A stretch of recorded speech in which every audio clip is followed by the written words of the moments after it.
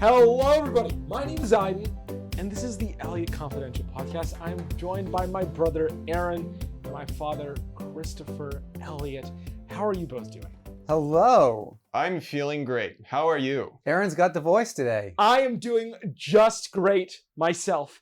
What are we talking about? We are in Split, Croatia today, and we've been here for a week, and we've experienced, I would say, a city with a split personality. Definitely. We've had some amazing experiences. At least one not so amazing experience. Yeah. And the rest, well, it's up in the air. We just got here. Well, you've been here for about a week, yeah. Yeah. Before we get to that, let's talk about our question of the week, which is, what is the city that has had the most inconsistent experience for you? The city with the biggest split personality that you visited. Maybe it was Split, maybe it was somewhere else. Don't know. Put it in the comments. We would love to read your comments at the end of next week's podcast. Could I answer this question real quick? Please do. We don't usually answer these questions. No, it's okay. We get other people to answer. Yeah, go for it. But I have a good answer to this. You probably have heard us talk about this particular city a couple of times on this podcast, and it's because it really distinguishes itself from a lot of other places. And what city is that? Minneapolis. Oh. That place has a split personality. I would actually, now that I think of it, I would put it at number 2, but still it has such a big split between different parts of it, because Minneapolis, one side, lots of gang violence. I walked through it. I felt very uncomfortable, and I wasn't even in the thick of it yet. But open carries. The whole story is up on previous podcasts. But Yeah, you feared for your life. I was trying to get a Chipotle, and I feared for my life. Kids with huge backpacks that don't have books in them, and open carries. Lots of open carries. And then the other side of the city, Yuppie Central. Actually, we stayed in that part of town for how many days? It was Like 3 days? nice. It was really nice. So Yeah. nice. So beautiful Yeah. nature, beautiful infrastructure. We were on top of a Trader Joe's, and just down the street was a Whole Foods. That gives you an idea of the area. Yeah, we stayed in an apartment that was above a Trader Joe's. Yeah. That's pretty upscale. But the number 1 spot, just realized after I said Minneapolis, probably Cape Town. Cape Town. Yeah. I knew you were Cape gonna say Town. that. Cape Town, Cape South Town. Africa has the most split personality after Split. Yeah. Now, It Cape is, Town, yes. South Africa, you have a beautiful Victoria and Alfred waterfront Absolutely beautiful. that has private security, that It's has a amazing. shopping mall, It's crazy. that has all of the modern amenities you come to expect from a first world country. And then only 10 miles away, you can find shanties. Exactly. And with those cities, really, having a split personality is not a bad thing. You just got to make sure you're in the right part of town. You're in the Sorry. right part of the split personality. Okay. Yes. Let's talk about Split, shall we? We are in a city that Americans love to go to, and that's why we came here, is because so many people have been talking for years and years about Split and about Croatia. Many Americans go to Dubrovnik, which is the really nice scenic town just south of here, but the most Americans actually go to Split, and they come this time of the year. We're here in late August, and there are a lot of Americans here. You walk downtown and you hear a lot of English being spoken, a lot of French, Spanish, but you also see a lot of Americans, and the Americans are unmistakable. They dress a certain way. They walk a certain way. They definitely talk. They've got that Americanism that they've got that sets them apart from all the other visitors.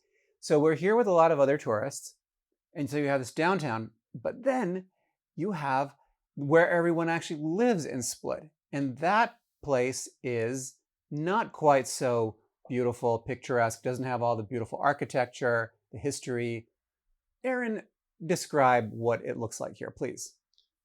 So there's an old town that has beautiful, quaint homes and buildings and churches that you expect from any European city. And outside of the old town, Aren, come on. Stop with the voice. and outside of the old Stop with town, the Aren. voice. you find indestructible Stop. communist apartments. Yeah, that's true. Indestructible. They are, well, the one that we're in right now is probably about a 20-minute walk outside of town, and it is indestructible. I think they built it to withstand a nuclear blast. A nuclear blast. A nuclear blast. Which is why I do all my bomb testings here. Oh, yeah. No need for water. coming this summer. It's a little bit depressing, I have to be honest. It is very depressing. Actually, in this area. These apartments were not built for their aesthetics. They're more, shall we say, functional. Yeah, Um, functional. Very functional. Yeah, very efficient. The buildings function, but the brain doesn't. They're all depressed. I don't think that Hands it's like quarters. for creativity. It's not the thing. If you're a creative person, you probably don't want to be living in these places. But, and I got to say, this is a big but, is the people here are really, really nice. Yeah, it's crazy how nice they are. I can't get over how friendly. Now we've had a couple of exceptions to that, but by and large, like the people who are renting this place to us are the friendliest people that I have ever met in my life. They are so nice. Our landlord's, I don't know what position Host. she has. Our host. Yes. Our host. She is the most friendly person She we've is. ever had on VRBO. Most times, you never actually meet the owners or the hosts. Yeah. They just don't even come there. They leave you a key and you go inside and then you go about the rest of your day. This lady greeted us in front of the place, let us in, told us She about the city. Waited in the rain for us. Yes, This that was very, very nice crazy. of her. Yeah. As you walk in town, like we're on top of a hill, you walk down into Split. What's it like? What does it feel like? Describe the smells and I should say we're in the middle of fig harvest season, so you've got a lot of figs. Aiden, what are your impressions of walking into town? Well, definitely things begin to brighten up. You go from dull colors and a lot of stains on the walls of all of the buildings to bright clay roofs. I don't know what the color they're of it made is. out of using rock as building Yeah. materials. It's a Very- UNESCO heritage protected site. Yeah. Once you get into town, there's a unique smell of pine. They have a special pine that grows here that it's an amazing smell. And then there's the bread. We can't eat any of the bread. It's just not our thing, but it smells. You can smell the bread in the morning, baking, And the cicadas. and you can hear the cicadas. It's And hot. it's very hot. Really But hot then here. you've got the ripening figs, and they have very particular, almost vanilla scent to them. Yeah. It's pretty incredible. And It we've is walked crazy. we've walked all over the place. So do you have a favorite walk so far, Aiden? Well, favorite walk probably has to be down to the port. Strategically missing a certain alleyway. Okay, let's talk about that. Well, okay, yeah. Okay. We could just jump right into All right, that. let me set this up and then you guys can bring it on home. Yeah. We went to a place that had been recommended to us. It was essentially street food. It was not a real restaurant, but it had a couple of booths. And we decided that we were going to order something. We waited for about 30 to 40 minutes for the food to come. Before we ordered, we asked if we could pay. And they said, no, wait until afterwards. Now, we've been cashless for the last 6 months. Yes. So I think they already know where this is going. we get ready. They bring the food out after waiting for 35 minutes to our little, it's like a stand-up table. And I say, okay, I'd like to pay now. And they say, we don't accept credit cards. So what happens next? Well, I think there's some things that you got to keep in mind before you talk about what we did next. So this is at a cruise line terminal. Yeah, basically, yeah. Right next to The it. port. Yeah, It's a tourist town. It's a port. Yeah. So every single day, there's a new group of people coming in from a cruise line that's going all around the world. Are you going to expect every single person to get off that boat, go to an ATM, get some cash, and then buy things? Kunas. Maybe. Or not. I think that's a 50-50. A lot of people are going to be like, yeah, maybe they will, maybe they won't. We don't think that they will. So that's the first red flag for us. It's that we're right next to a cruise terminal. You can't expect everyone here to have cash. But really, the biggest red flag is, think about it. If you only take cash, you pay less taxes and there's less fees for you. So they have incentive to only take cash. And they were a cash-only business, Yes. it turns out, yes. Yes. But when you only accept cash, when people walk by your booth and they see the sign that says, we only accept cash, a lot of the people there, because it's a cruise terminal, are going to just walk by. Right. What we think was happening is because they had no sign that said no cash, and they strategically asked you to only pay after you get the food there. They didn't like the fact that people were passing up their business because they only took cash, but they still didn't want to have all of the extra money taken from them because they used credit card. So instead, what they said was, okay, let's just not tell them until the food comes out. So they have to go to an ATM. Yes. Exactly. And you realized that pretty quickly. Yeah, I wasn't going to go for it. So I checked to see if we had cash. You ended up having 10 euros, which would have covered about half the meal. Yes. And so you offered, because we said, okay, we can't take this food. So you offered to pay for, we had a glass of water. I'm like, hey guys, we're not paying for this. We don't have the money. We don't have enough money we don't it. have the money. We're not going to an ATM. We're not paying for this. And but I said, I have cash. I'm at least going to pay for this water bottle because that would actually be stealing. Take it. I had 10 euros, 2 5s. I handed them over the 5, and then they swiped the other 5 out of my hand. Yeah, that's right. Really and I thought that guy was going to, he was behind a counter. I thought he was going to try to jump over the counter and take the other 5. And he just reached over and took it. He was going to get you and try to get us. He was very, very angry. Very upset. So, and the fact that they're so upset really just goes to show that really people are only that upset if they know what they're doing. Yeah, he definitely had a scam going. And I was not about to go over to that really overpriced ATM. The ATMs give you the worst exchange rate plus fees, convenience fees they call them. I was just not going to do that. Yeah, 1/3 of what you take out is paid to them. Well, Dustin, my brother, paid 211 euros to withdraw 1,000. I don't know why he was trying to withdraw 1,000 euros, but he paid 200 euros in fees and expenses, which was absolutely insane. Yeah, in the post game, I looked at Google Maps, and they didn't even say that they were a cash-only business. They had every opportunity to mention that fact in the 400+ reviews.